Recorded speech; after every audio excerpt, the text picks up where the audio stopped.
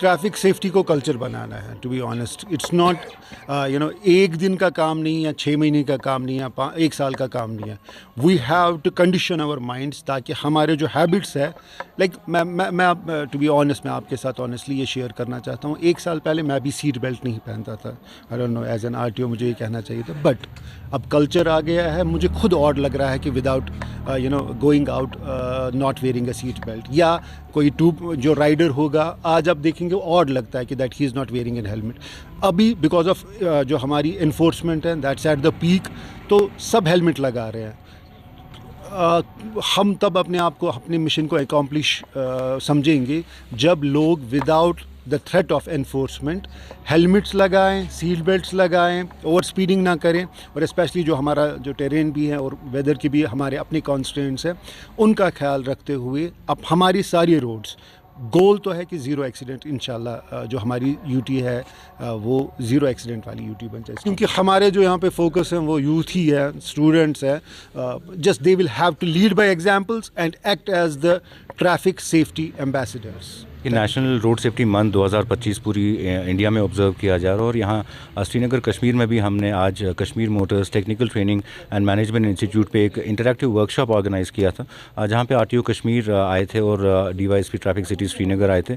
दोनों ऑफिसर्स ने मिलकर एक ऐसा वर्कशॉप आज बैठे यहाँ पे स्टूडेंट्स के साथ इंटरैक्ट किया, क्योंकि आज के सेशन का टॉपिक जो था वो ड्राइविंग लाइसेंसिंग थी और इंश्योरेंस था.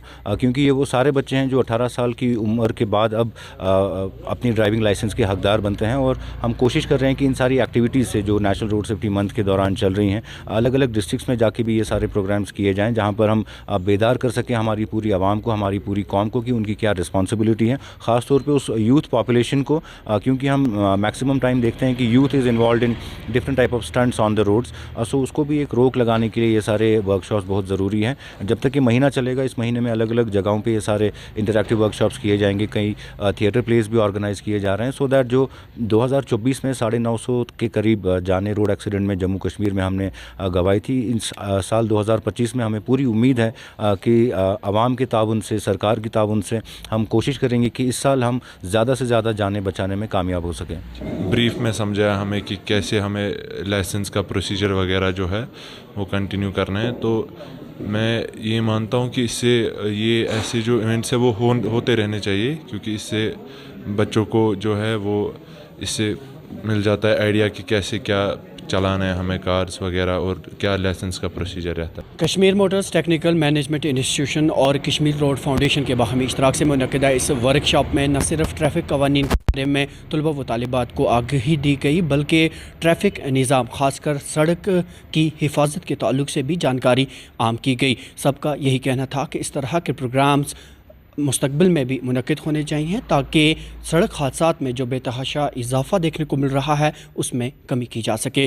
दैनिक सवेरा के लिए श्रीनगर से कैमरामैन यसफ खान के साथ में ज़ुबैर कुरैशी.